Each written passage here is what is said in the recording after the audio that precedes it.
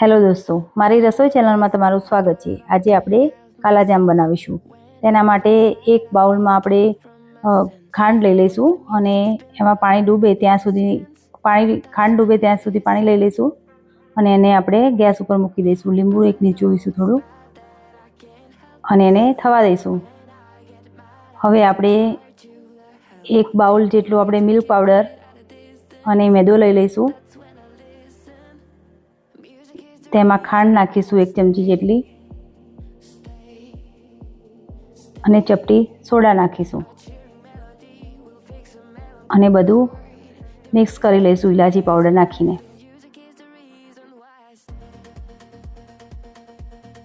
અને એમાં આપણે થોડું દૂધ નાખી અને સ્મૂથ લોટ બાંધી લઈશું। જો આપણે 1 કપ જેટલું દૂધ લીધું છે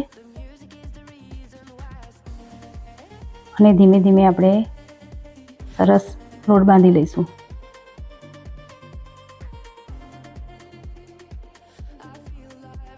આ રક્ષાબંધન ઉપર આપણે આ ઘરે ગુલાબજાંબુ બનાવી શકીએ છીએ, કાલાજામ બનાવી શકીએ છીએ।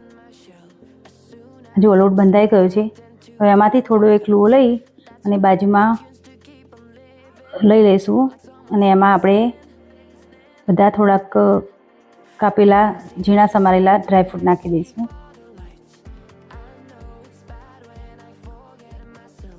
અને એક સહેજ ફૂડ કલર નાખીશું, યલો કલરનો, અને બધું સારી રીતે મિક્સ કરી લઈશું।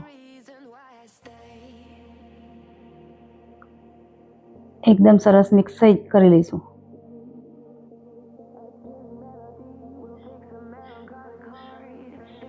જો આ સરસ મિક્સ થઈ ગયું છે। હવે એમાંથી આપણે નાની નાની ગોળીઓ બનાવી લઈશું।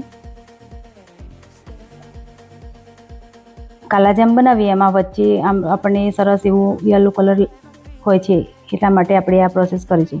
અને હવે આ જે આપણે લોટ બાંધ્યો છે એમાંથી મોટા મોટા થોડા ગોળા લઈ લઈશું।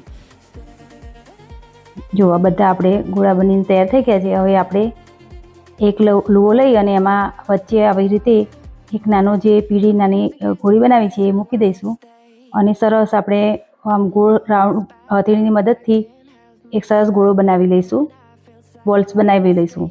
જો આ તૈયાર થઈ ગયો છે, આવી રીતે બધા જ બોલ્સ આપણે બનાવીને રેડી કરી લઈશું। જુઓ આ રેડી થઈ ગયા છે।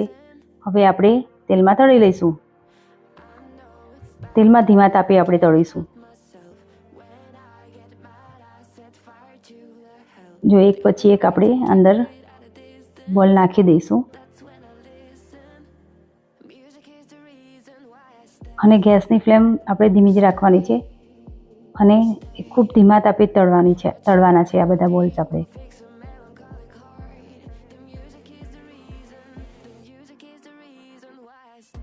જો આ આપણે જેમ ધીમે ધીમે ઉપર આવી ગયા છે અને આપણે હવે ધીમે ધીમે હલાવતા તળતા રહેવાનું છે, હલાવતા તળવાના છે। જુઓ ધીમે ધીમે એનો કલર બદલાઈ ગયો છે। હજી એનો થોડો ડાર્ક કલર, એકદમ કાળો કલર જેવો કલર કરવાનો છે। જો આ થઈ ગયું છે।